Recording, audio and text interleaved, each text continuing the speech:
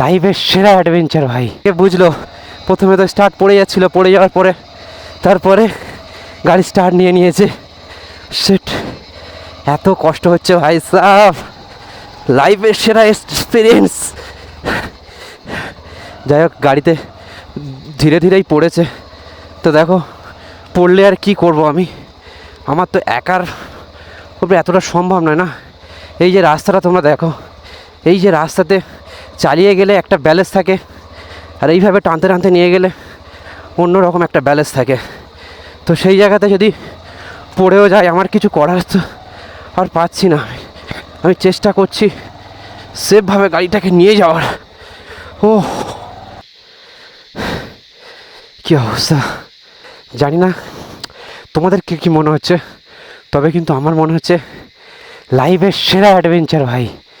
हो पंचर हो गया, पंचर हो गया, गाड़ी टायर पंचर हो गया। हाँ, এই যে ভালোবাসাটা না একদম আলাদা।